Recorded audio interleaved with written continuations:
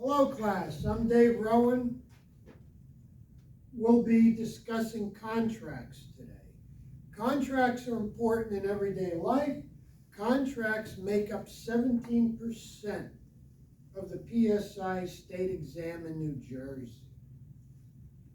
We're going to be doing our teaching a little different today.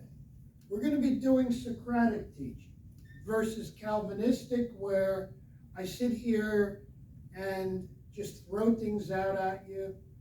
We're going to do questions and answers. Answers and questions. If you remember the movie, The Paper Chase, Professor Kingsley says, I'm going to spin the tumblers of your mind. We want you to interrupt. We also have Post-it notes. Stephanie's going to collect the Post-it notes as you write them down and put them on the board like a parking lot, and we'll have Q&A when our presentation is over. So let's get started. Real estate contracts.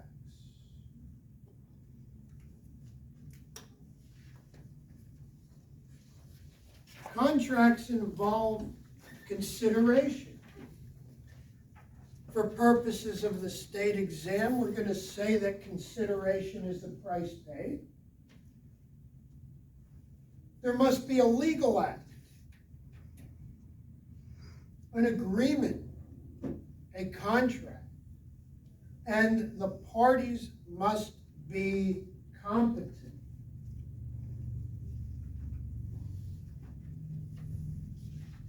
Consideration could be in real life promises mutually exchanged. There must be legal tender. There could be love and affection, but for purposes of the state exam, we're going to say consideration is the price paid. Earnest money. Money put down with signing of a contract. In New Jersey, it's not required. It's not a required element. In other states, it's used for liquidated damages if the buyer defaults. In New Jersey, it's very difficult to claim liquidated damages. We had earnest money in our trust account for 3 years while the parties argued out in court who was right, who was wrong, who was entitled to the money. And it wasn't until a judge ruled and that both attorneys told us you can release the money.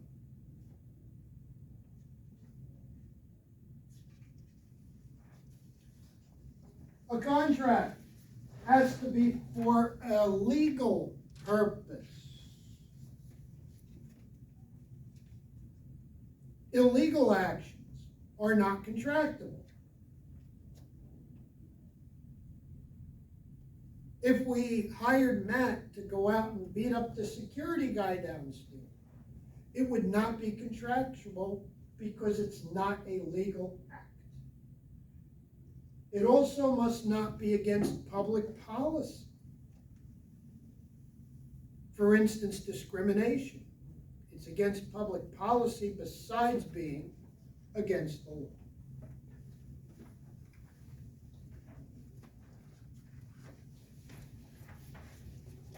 Competent parties must be age of majority. In New Jersey, it's 18. Mentally capable.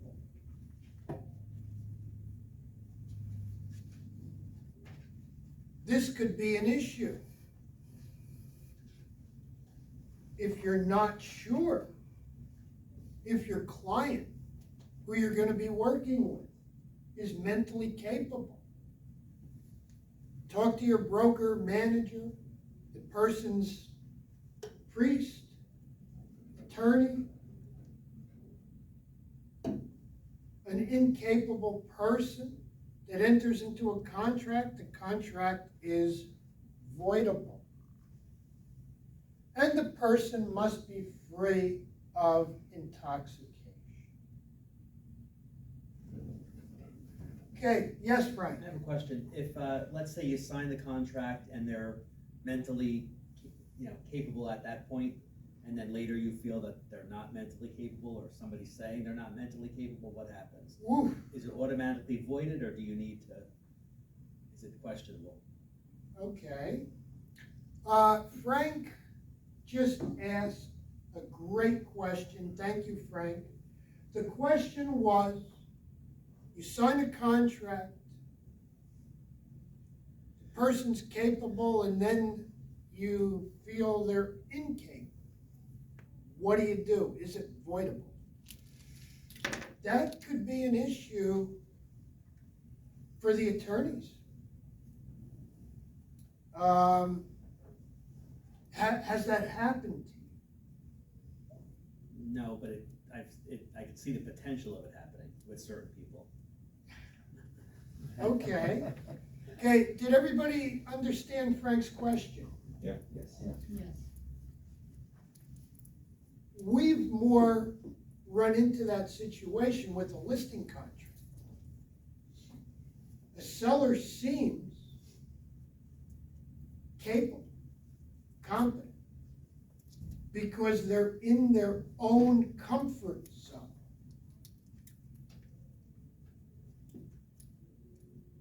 Take them outside, and they don't know what day of the week it is.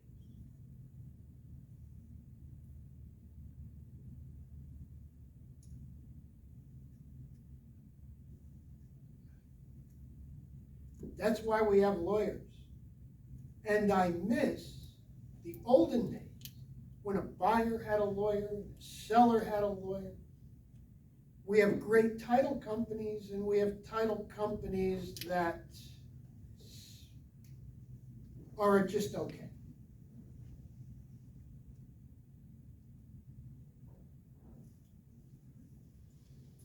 Free of intoxication, there's another one. You know, the olden days when you took a client out and you had 10 martinis, that was our parents' generation. Today you can't do that.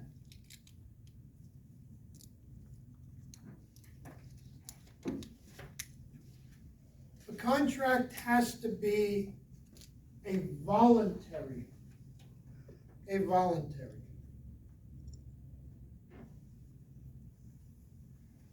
There must be an offer and acceptance.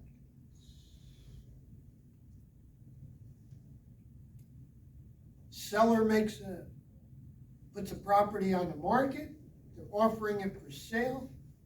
Buyer accepts that by paying money. And then if there's a problem with the property, there could be a breach of contract. Yes, Hi, I have a question. yes, If parents are selling a property to their child, yes. and they say, I'm gonna give you a $50,000 gift of equity, does the consideration on the contract also include the $50,000 gift of equity on the contract lines where you fill it in, or is it ignored on the contract? Okay, thank you, Paula.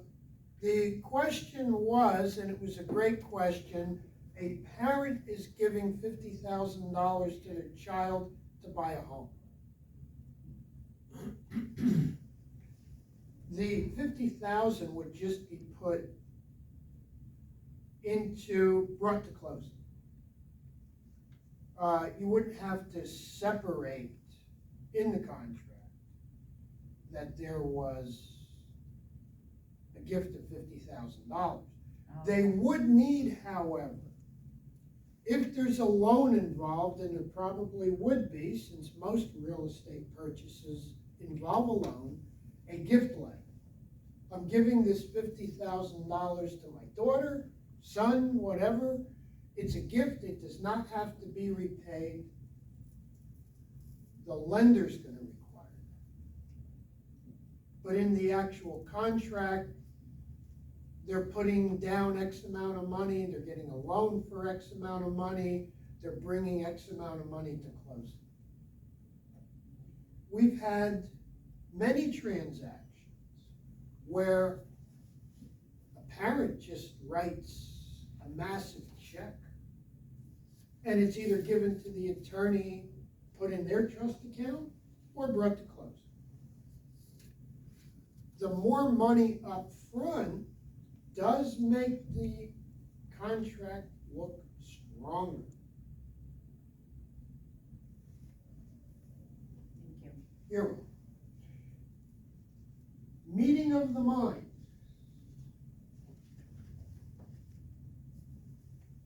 Also called mutual consent. The two parties agree on the major points of a contract.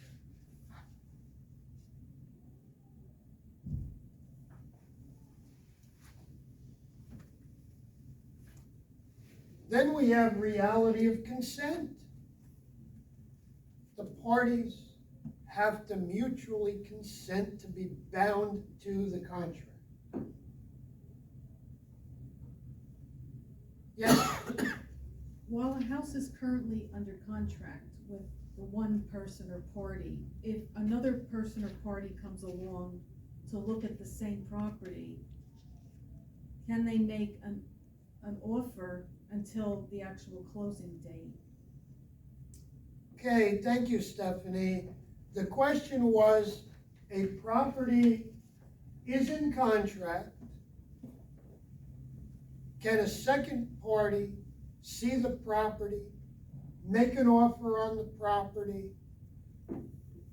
And the answer to that is, the New Jersey Real Estate Commission requires that we consistently show a property up until the day of closing.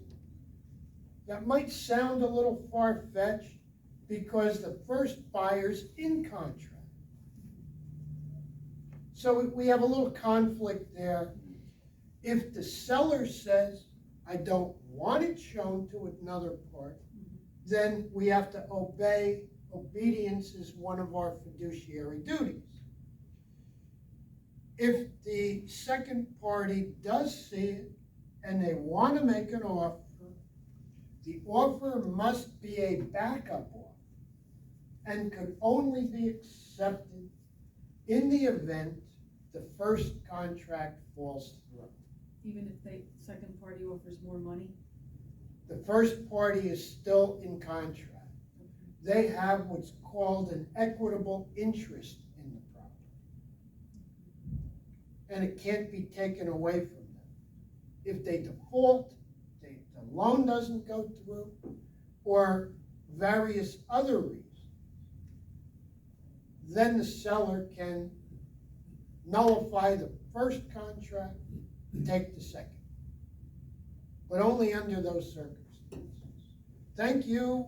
That was a great question.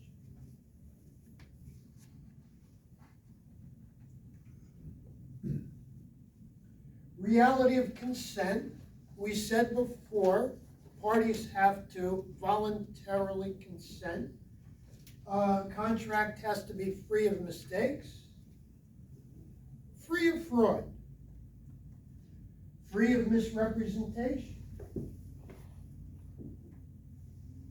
free of undue influence, and free of duress. Duress is compelling someone through fear. We've seen a lot of movies. Sign the contract or your brains will be on the contract. That's duress. Undue influence arises in a close relationship. One sister takes advantage of her sister because she knows she can get away with it. Misrepresentation. There have been a number of complaints to the Real Estate Commission about misrepresentation. Dave, I have a question as far as misrepresentation. Yes, John. All right. Let's say there's a property and the town is stating that it's wetlands, but the state says, no, it's not wetlands, and the contract can go through the procedure. What happens if later on it gets paying illegally, or it turns out to be different than what was represented. Then there would be misrepresentation. John's question was, and thank you, John, the town says a property's in the wetlands. The state says it's not. Then a problem arises later. Could a party sue for misrepresentation? Yes, they could. However, in New Jersey, we've had a number of issues. We had one in Hudson County. The property was a ball bearing factory during World War II. The city came in and said, we want bids from developers for mixed use. Commercial, retail on the ground floor, apartments or condos above. The state came in and said, no residential. So for years, that property sat vacant because builders would not submit a bid because you had this problem with local officials and the state of New Jersey. It was rectified, and now there is mixed use on the property. But it took,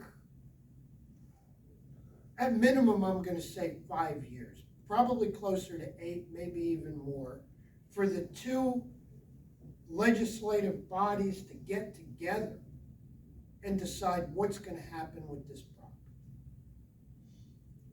On the neighboring property, they built a stadium, a soccer stadium.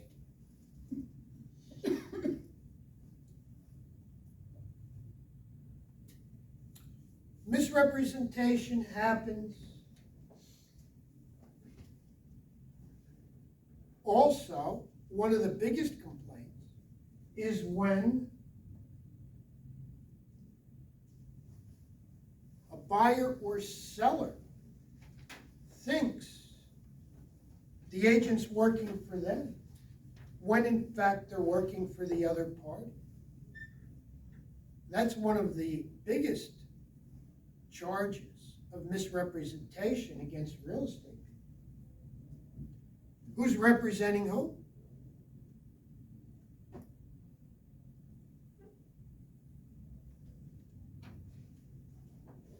Fraud is deliberate, meant to financially hurt someone.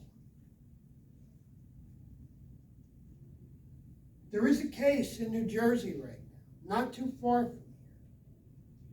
A couple bought a house, $1 million. They wanted to raise their family there.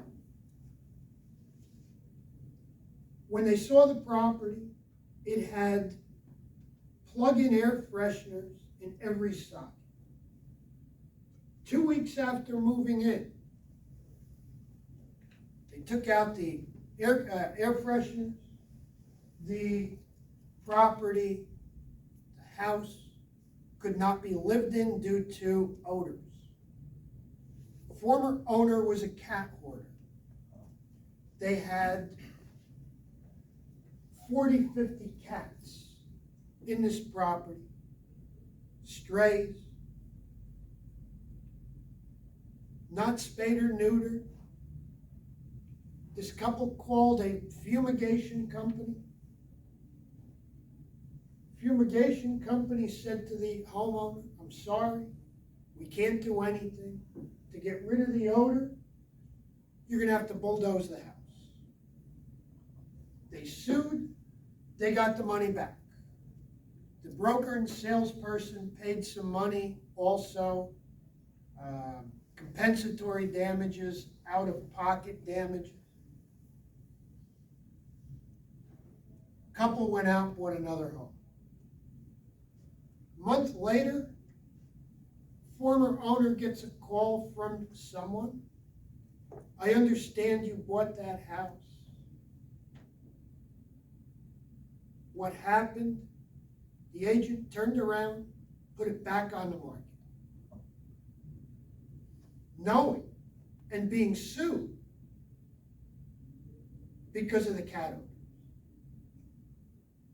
Second buyer is suing under New Jersey's Consumer Fraud Act, 3 times damages, $3 million. Now, I have E&O insurance, I'm sure you all do. Mine does not cover fraud, and I don't think any of yours will cover fraud. So this broker and salesperson, by the way, the owner took off to Canada. Broker and salesperson are the only ones around.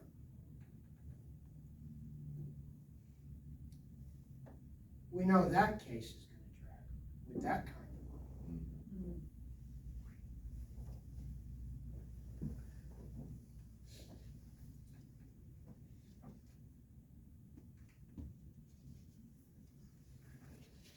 The statute of frauds in New Jersey says to be enforceable, a contract has to be in writing.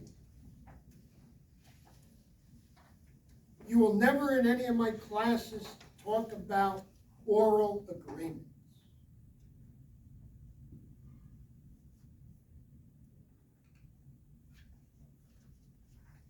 The parole evidence rule says that when a written contract is prepared, all oral agreements merge into the written agreement.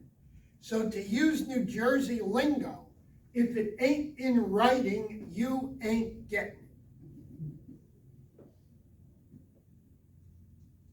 And that's why we don't want buyers and sellers to get together without us being present. You don't know what was being promised.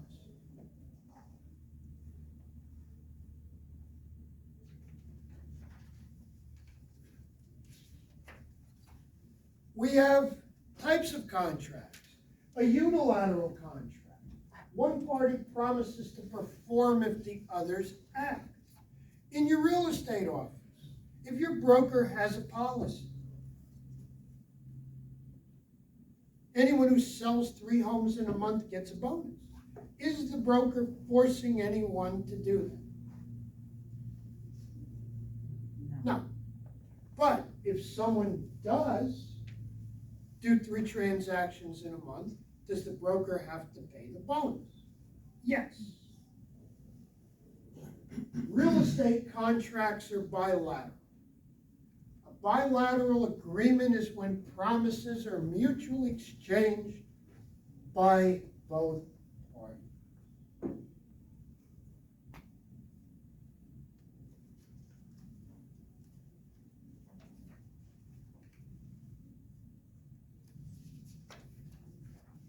For a valid contract, essential elements, competent parties, valuable consideration. Again, for the state exam, consideration is the price paid. A legal act, mutual consent, good faith.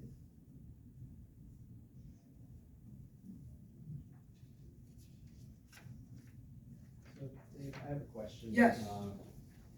Consideration, I honestly, it's probably more earnest money than consideration.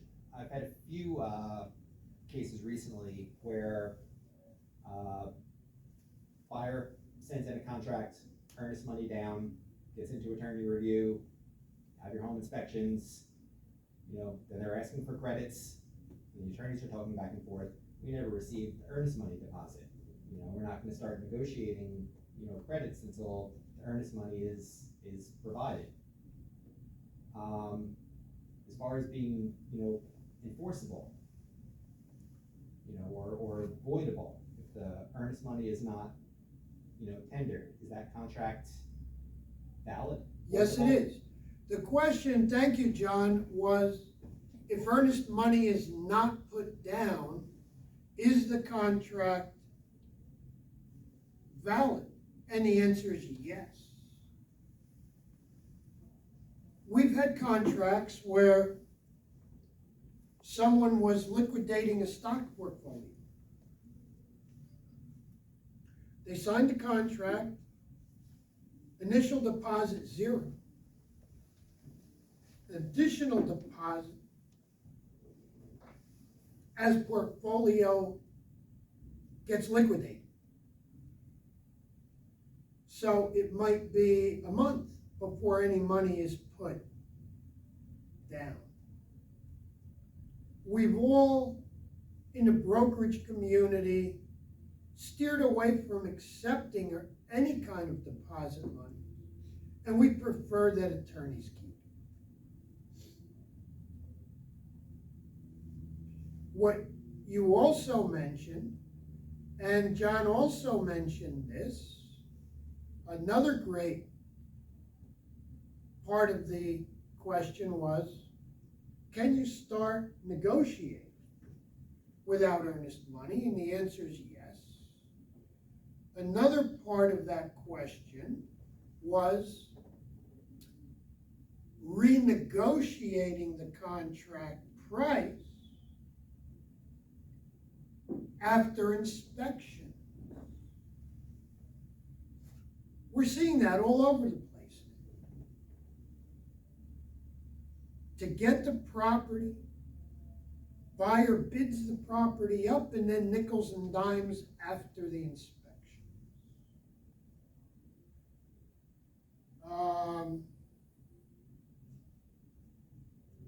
Jeff's brother, who has a real estate office, Mike was talking about that. They had a very similar situation. And they're putting together agreements now where if a buyer overbids, the price is not being renegotiated after inspection. As a broker, you want your buyers to get the property inspected because it takes liability off you and your company. But renegotiating, it's killing deals today. Yes, Stephanie? This is where the mutual consent and good faith kicks in between the parties in order for the deal to even work out, right? Based on what John just said, they have to have mutual consent and good faith to actually follow through. Yes, Stephanie, thank you. She brought up mutual consent. Mutual consent is when the parties agree to the major points, but we're seeing some buyers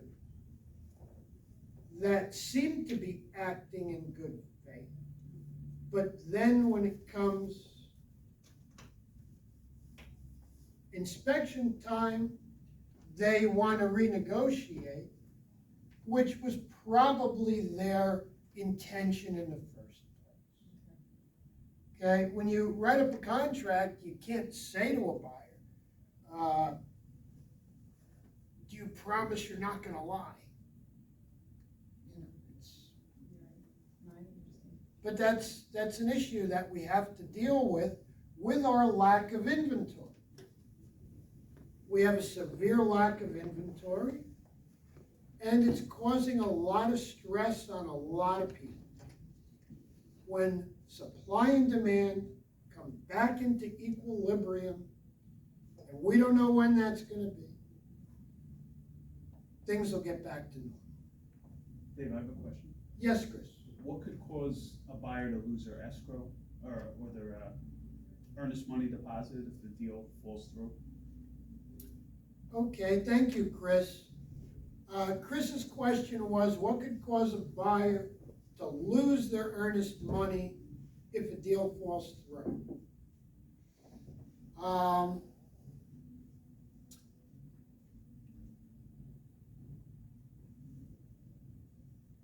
If there was not a legal premise to terminate the contract. So, if the buyer loses their job, they can't go forward, they have no money. That's a legal right to terminate a contract. If the buyer just decides, you know, I'm gonna wait 2 years, maybe the prices will come down, and just kill the deal right then and there, you can't. Once the attorney review period is over, and the attorneys declare that there's a valid contract, only a legal purpose would terminate the contract. Property fails inspection, they find contamination, buyer lost their job, seller has title problems and can't transfer the property. Those are all legal reasons. To lose your deposit would have to be a default on the buyer, absent of any problems with the property. They just change their mind.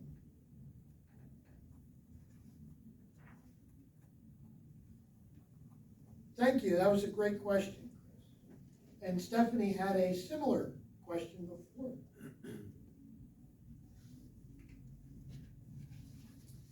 Okay, competent parties. Valid contract, lawful objectives, consideration, in writing, mutual consent.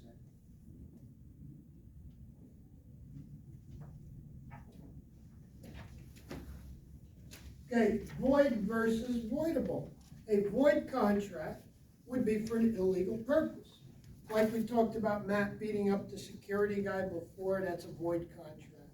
A voidable contract could be a contract between an adult and a minor. You might say, well, how do you enter into a contract with a minor? You might not know. We have young people today making fortunes through inheritances, child actors. I mean, we're right by Bergen County, we're right by the city. You can have a child actor who's worth millions of dollars. We had a young fellow that wanted to rent an apartment. He worked in McDonald's, he was a senior in high school. When I talked to his mother, I found out when he was a kid, a car ran him over, got a huge settlement, his parents invested it well. Kid was a millionaire. You wouldn't know it looking at him. Jeans, t-shirts, worked at McDonald's, went to high school. Kid was a millionaire. But he wanted to rent an apartment for the last year of his high school when his parents moved away. So we had his mom sign the lease.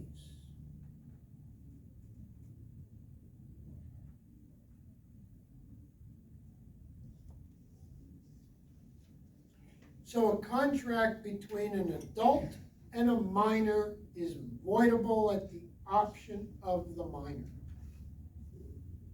So if the minor wants to buy, the adult has to sell. If the minor changes his mind, the adult cannot compel them to go forward.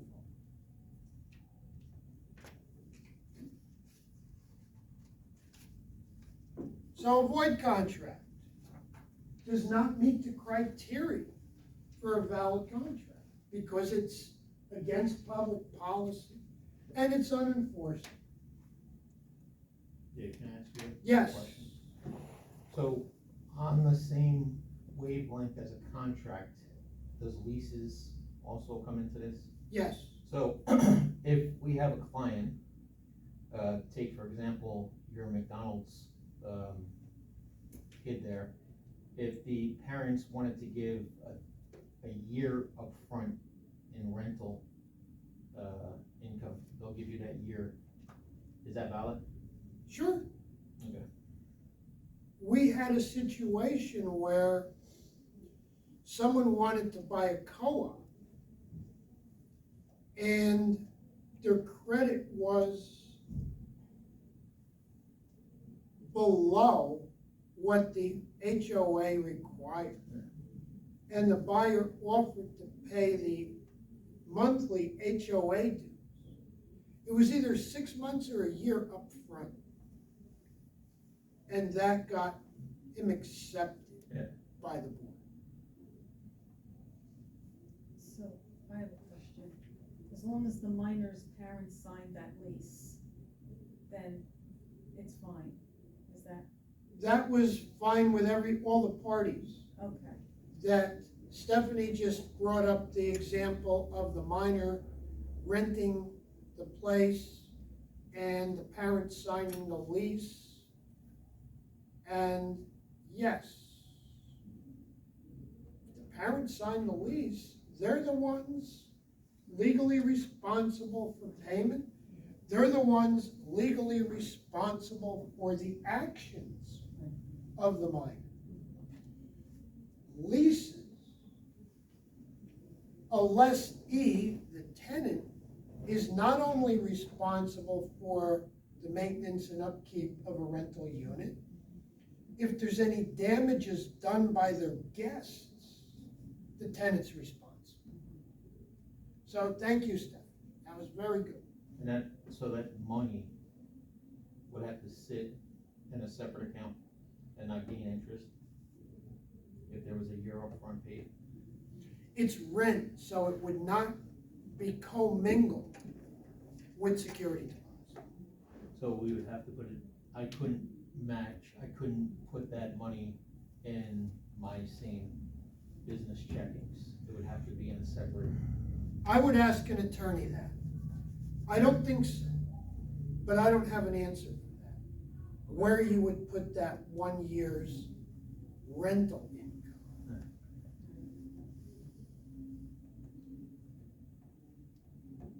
One thing you don't want to do is commingle it I know. with security deposits. Oh, no.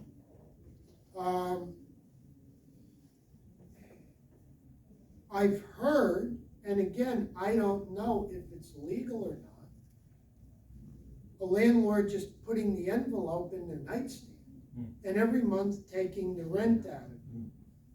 Yep.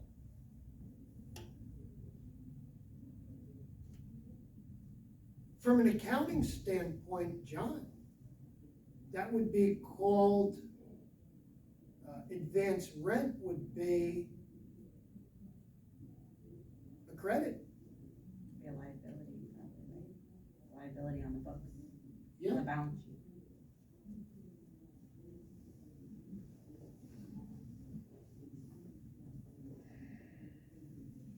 The New Jersey landlord-tenant laws are being changed so often. And we find out, we in the real estate business find out, after the fact, when the governor signed the lead paint law this year to take effect June 2024, where a landlord on a non-owner occupied 1 and 2 family house must have the property inspected for lead paint at the landlord's cost. It's wreaking havoc with homeowner insurance companies because they write a 1-year policy, and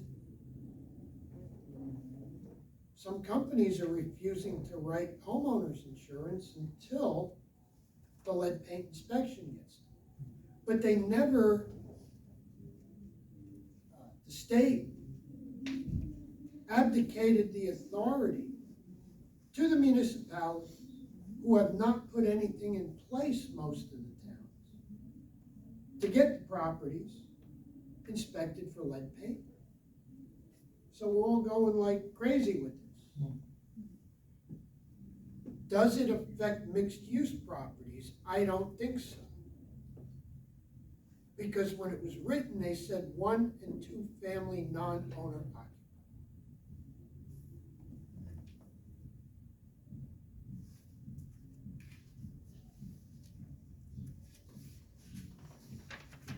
So avoidable contract, it's valid unless it's disaffirmed.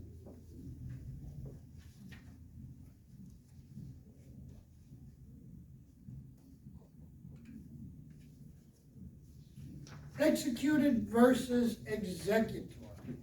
When a buyer and a seller sign a contract, but things still need to be performed, contingencies are still on the table that have to be taken care of, it's executor. A contract is not fully executed until everything's completed, which is basically day of closing.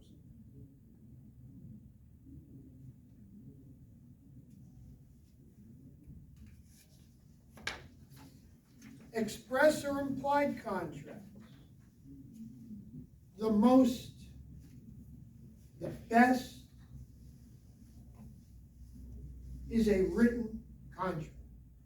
Because under the statute of frauds, a contract is enforceable if it's in writing. An implied contract arises out of the actions of the parties. When you go to a restaurant, the server puts food in front of you. It's implied that you're going to pay for it.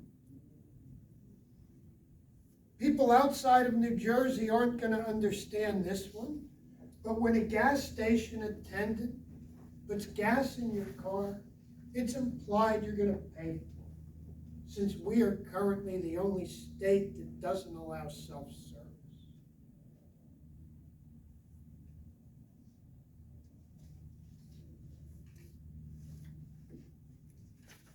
Creation of a contract. Offer and acceptance.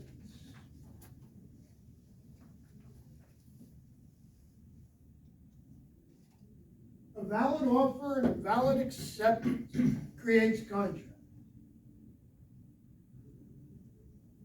The offeree cannot alter if accepted. The offeree has reasonable time to accept.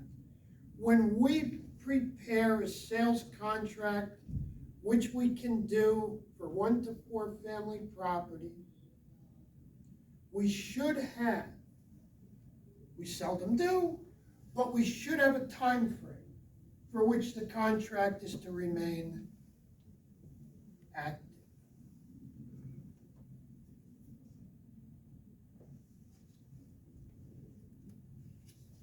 An offer only becomes a contract when acceptance has been communicated back to the person it may be.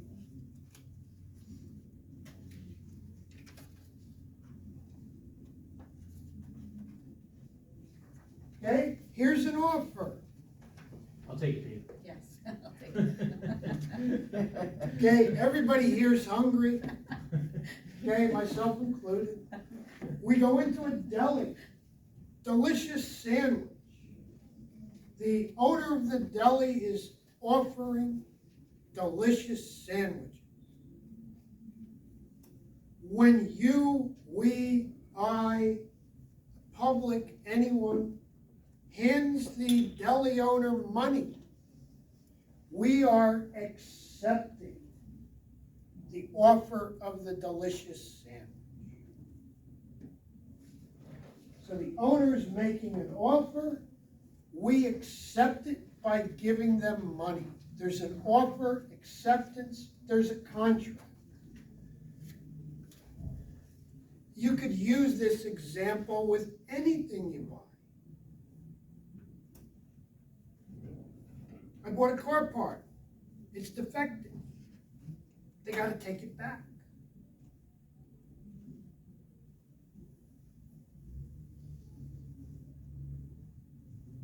Now let's look at the next screen, because this happened to me at a Super Bowl party at my church.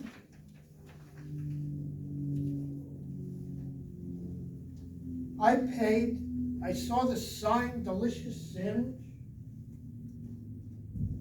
I said, oh, this would be great for Super Bowl party. I paid money.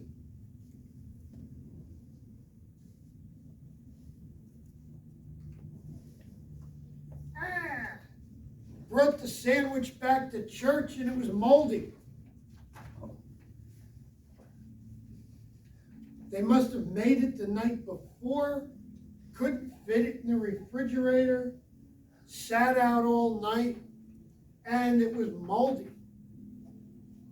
On Super Bowl Sunday, 2 hours before the game,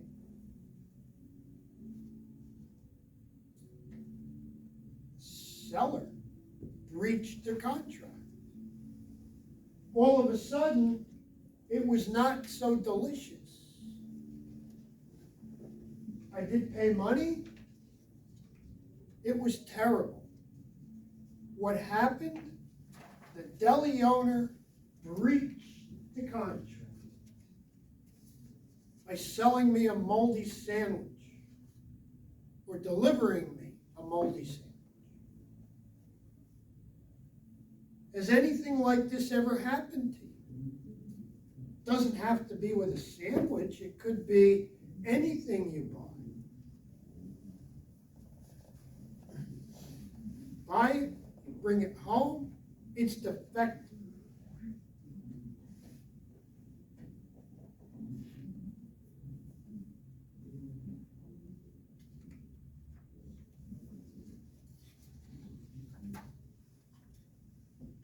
We'll get to breach of contract in just a moment, because an injured party has a right to be made whole again.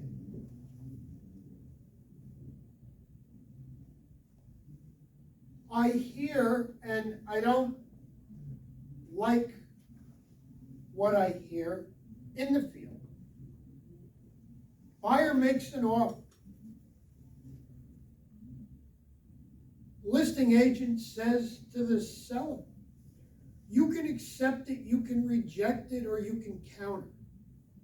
Well, first of all, a counteroffer is a rejection of the original offer, and the person making the offer does not have to respond.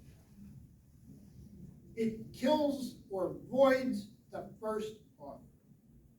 So if the offer is closed, maybe the seller should just take it. Maybe they should just take it.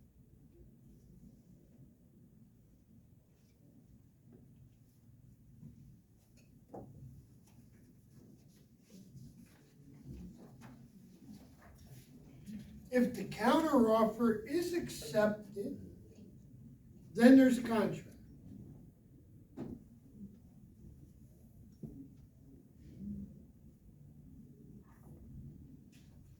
Revocation.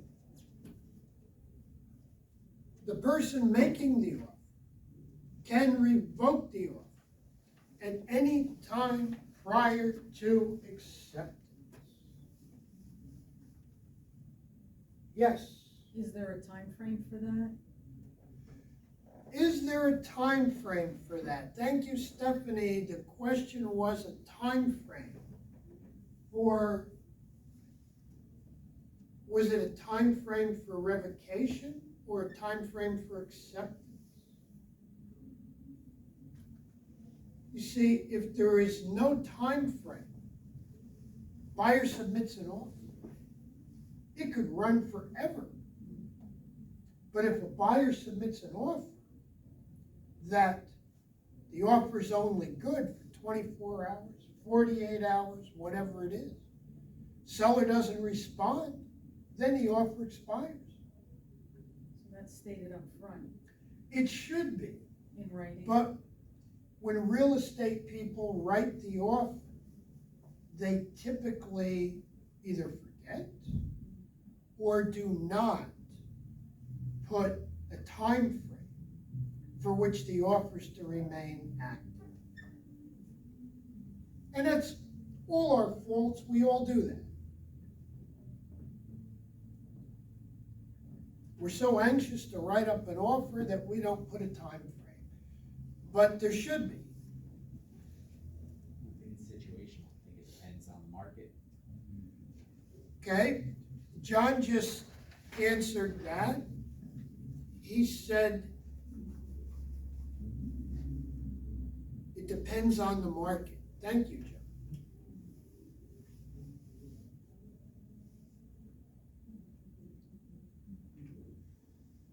Okay, this is the way a counter offer plays out. The listed price, 100,000 as is.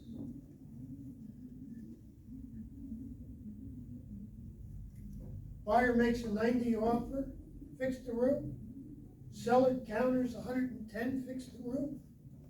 Buyer counters 100 and fix the roof.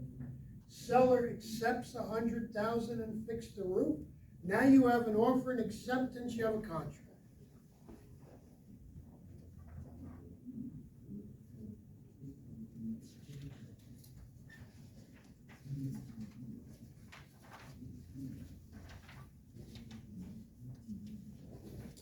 Contract creation and termination of offer. Acceptance becomes a contract.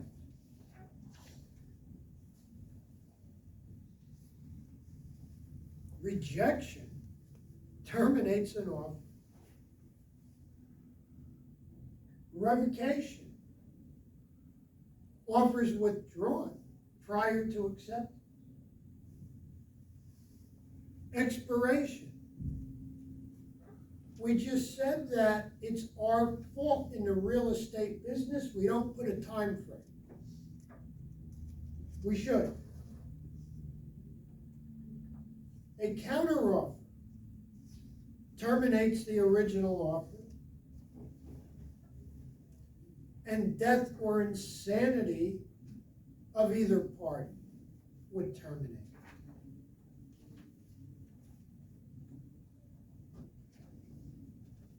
Excuse me, Dave, Yes, can a buyer submit 2 contracts at once to the seller with different conditions?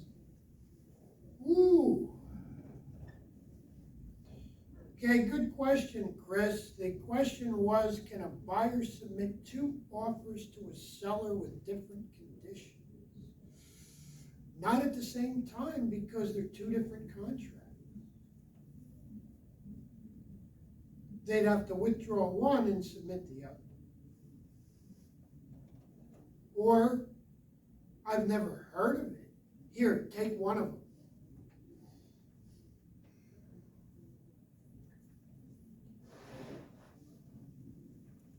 And a real estate agent would want to be very careful getting involved with that. Because now you have possible breach of fiduciary duties and other avenues. So thanks for that, Chris. It's just, I would consult an attorney before getting involved with anything. Kind of look at that like an escalation clause. Okay, John just brought up, could it be an escalation clause? In today's market with lack of inventory, thank you, John, it was a great question about escalation clause. We're putting ourselves out there on the fringes sometimes with these transactions.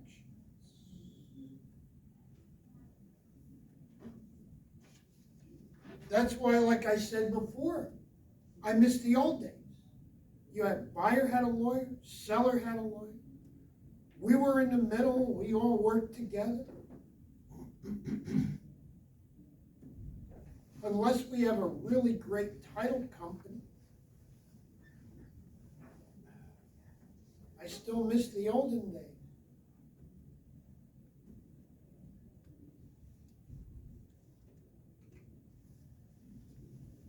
So, a contract is a promise enforceable by law. And if one of the parties breaks the promise without legal cause, they could be forced to pay damages to the injured party. And what do we have here on the screen? We have a courtroom.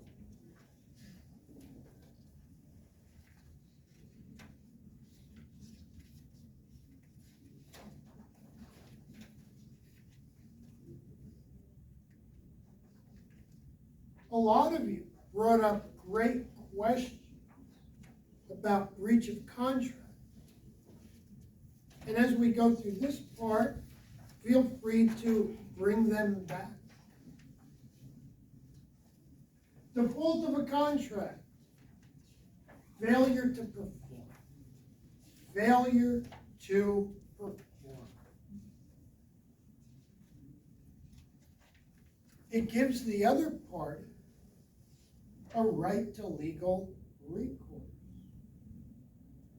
Frank brought up a great question before. What if someone seems competent up front, but then you find out they're not later?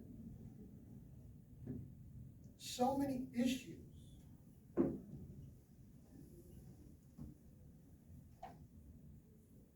Legal remedies. Some legal remedies do not get the real estate broker paid.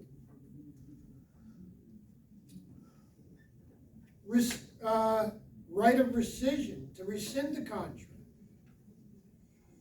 Well, that might not make the other party whole, and it typically does not get us paid. Forfeiture of deposit. We said before in New Jersey how difficult it is for a seller to claim liquidated damages. Suit for damages.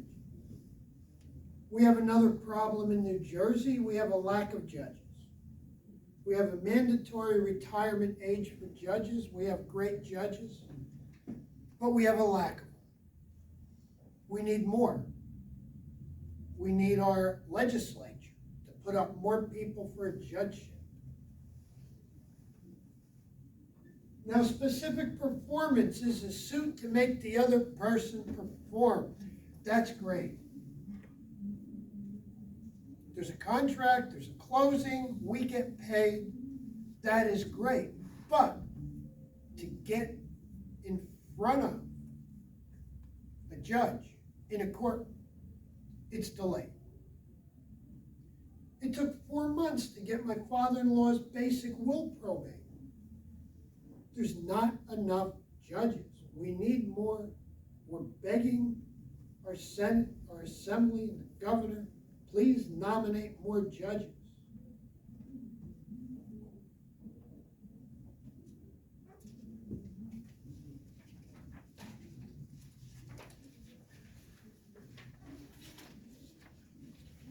We have an assignment and novation.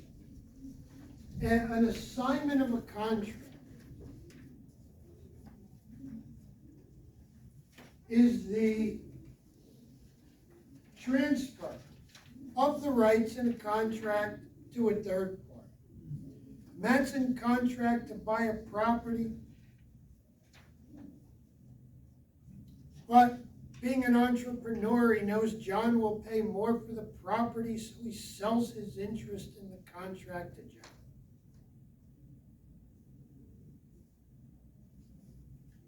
Takes his profit and goes home. It's all yours, John.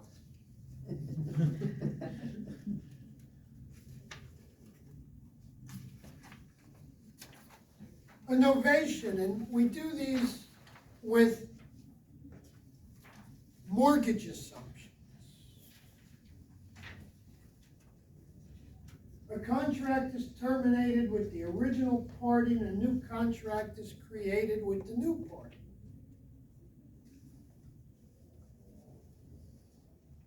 So, you have a buyer taking over the seller's current mortgage.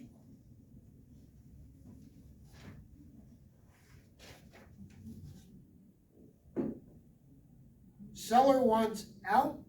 They want to move to another area. Seller comes off the note. Buyer goes on the note. And seller is fully released from all liability of that loan. But it's got to be a three-party agreement.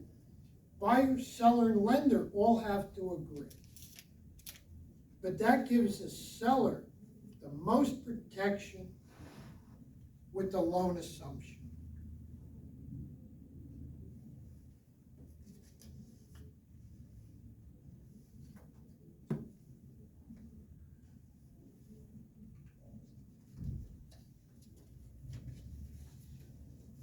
A contract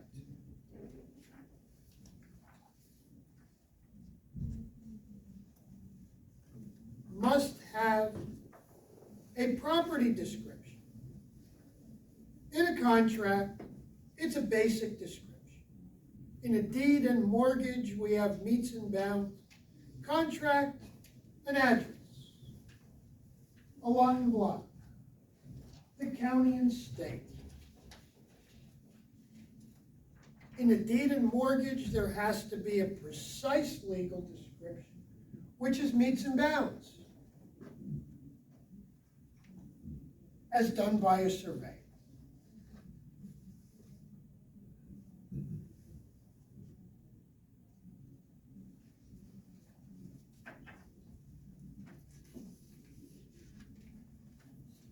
Signature of the parties, signature of all parties.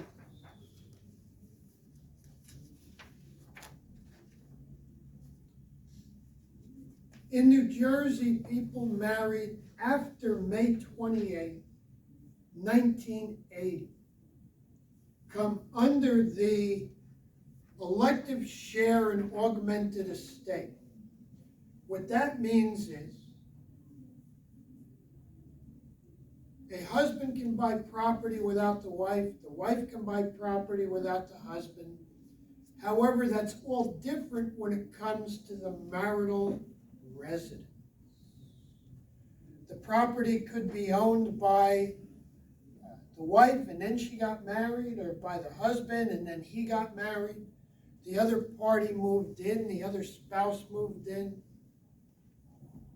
With the marital residence, they both have right of possession. So this is paramount when you're taking a listing. You could do your pre-listing worksheet, and you find out that the wife is the only one on the deed, or the husband's the only one on the deed. But when you go there, they both live there, they both have right of possession, and therefore, they both have to sign the listing contract to put it on the market, they have to sign the sales contract, and they both have to sign the deed to make the transfer valid.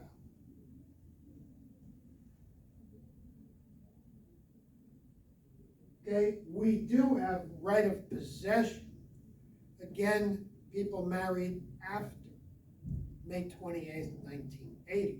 People married before that come under dower and courtesy, and they would have to also, both of them, sign.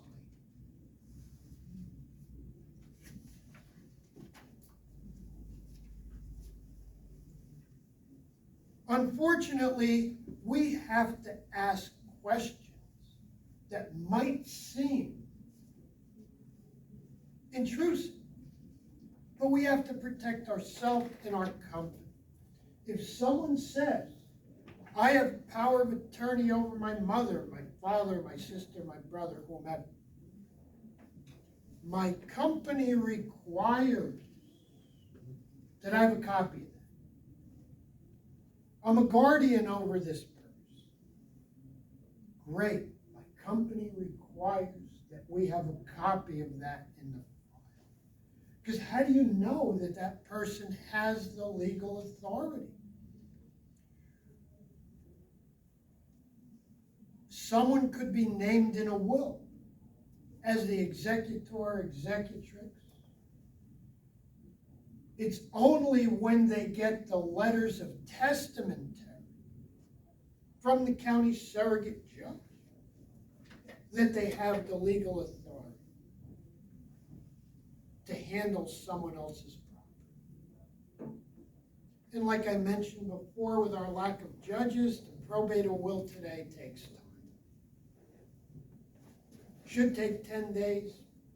We have a lack of judges, it's not our fault.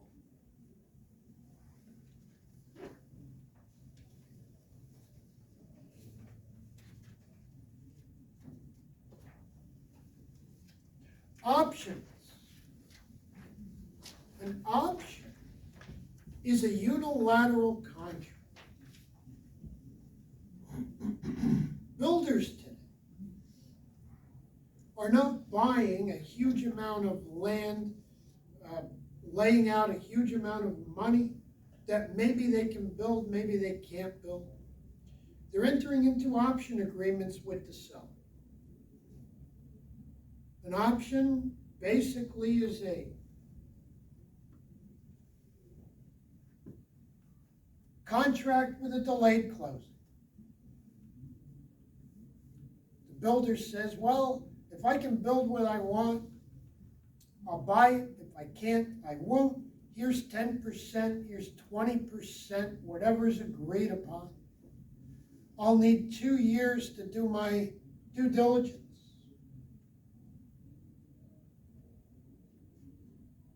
If the builder decides to buy, the option money put up front is applied to the closing.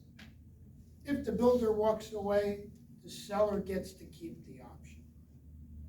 So it's a unilateral contract. If the builder wants to buy, the seller has to sell. Builder changes his mind, seller can't force them, but the builder would forfeit whatever option money they put. So it involves consideration, option money. There's a stated price.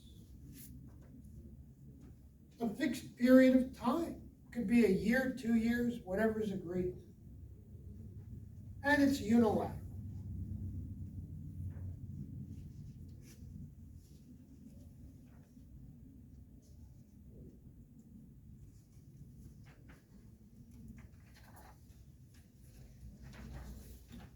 Statute of limitations.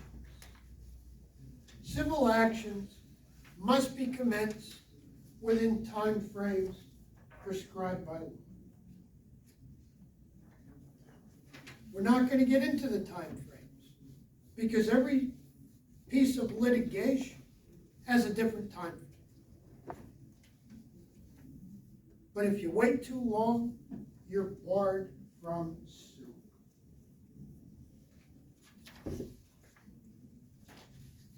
Chris brought up before about terminating a contract.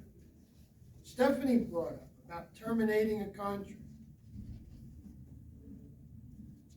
Seller must deliver title to the buyer free of defects. Could be liens, encumbrances.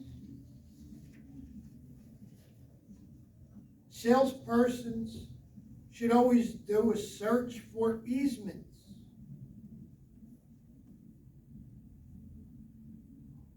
A deed should be checked for restrictive covenants, which put limitations on the use.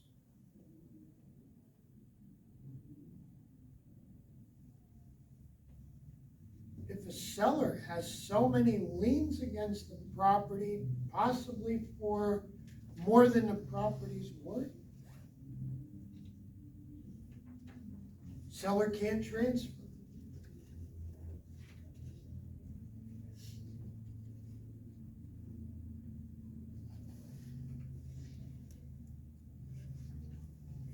Federal regulations on contracts, lead paint. Any property built before 1978. We have to give out the booklet, Protect Your Family from Lead in the Home, and put a lead paint rider in the contract or lease if the property is built before 1978.